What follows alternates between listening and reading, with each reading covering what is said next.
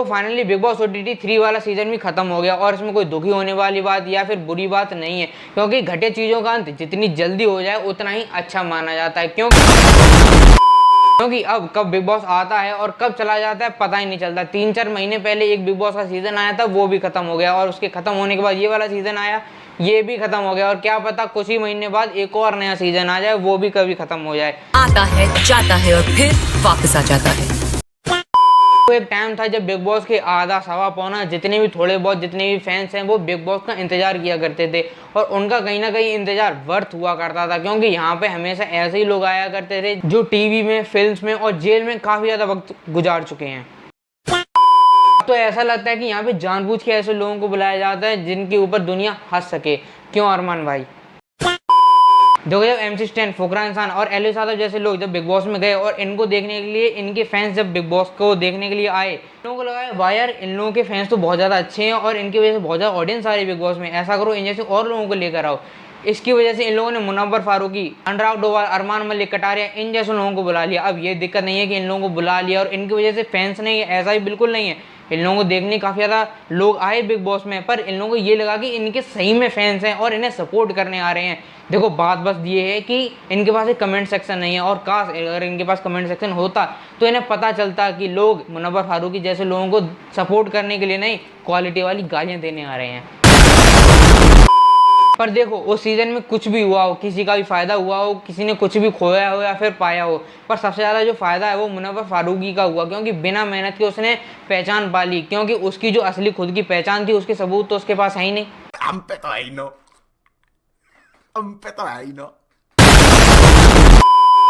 अब खैर छोड़ो, बिग बॉस OTT 3 इस बार खत्म हो चुका है और जितना ड्रामा, जितनी नौटंकी और जितना कलेश इस सीजन में हुआ है, खैर वो हर सीजन में होता ही रहता है, उसमें कोई नई बात नहीं है। खाओ माँ कसम। पर पता है नई बात क्या है? हर बार बिग बॉस में ऐसे लोगों को बुलाया जाता है जिनकी कंटेस्टेंट की बहुत पुरानी कोई कंट्रोवर्सी हो, बहुत बड़ी कोई ये पर्सनैलिटी हो, बहुत बड़ा इनकी कोई जान पहचान हो, पर अब ऐसे लोगों को बुलाया जा रहा है जिन्हें ना बैठने का ढंग है, ना खाने का ढंग है, ना बोलने का ढंग है, ना ही और कुछ करने का ढंग है। What's that? और ऐसे सब लोग बिग बॉस में हैं। वाह।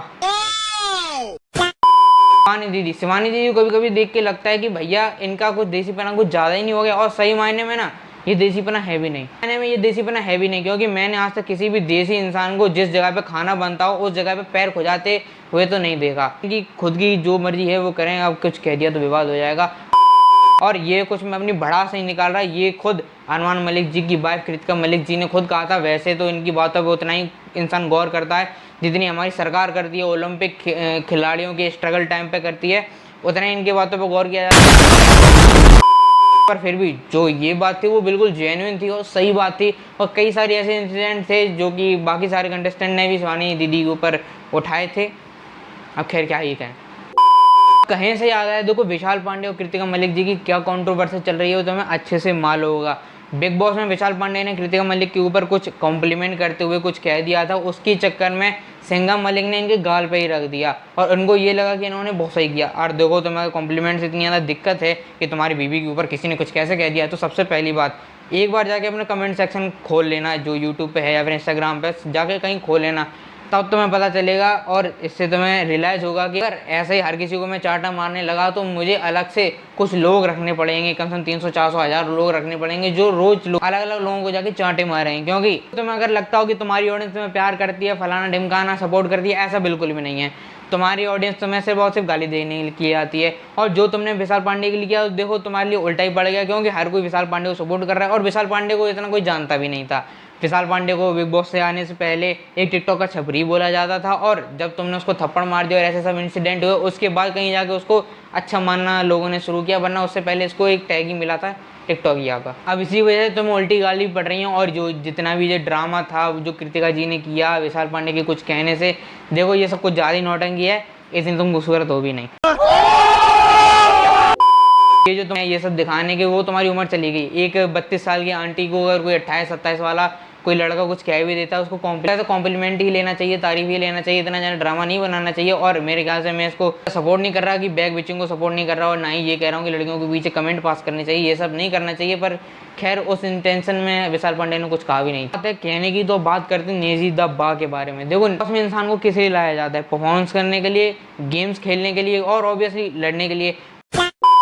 पर पता मुझे क्या लगता है नेजी किसके लिए आए हैं, अपने हफ्तों भर लंबा पॉडकास्ट देने के लिए। क्योंकि मैंने इन्हें कभी भी उतना कॉन्फिडेंस या फिर उतना एक्टिव पूरे बिग बॉस में कभी नहीं देखा, ना ही वो गेम्स के टाइम पे देखा, ना ही कभी लड़ाई के टाइम पे देखा, ना ही कभी परफॉर्मेंस के टाइम पे देखा, और ना ही किसी और जगह पे देखा। पर हमेशा तभी देखा जब इन्हें अपनी कहानी बतानी हो कि भाई मैं बॉम्बे 70 में रहा करता था, मुझे पुलिस ने पकड़ लिया था, मेरे पास आईपैड था, ये था वो था।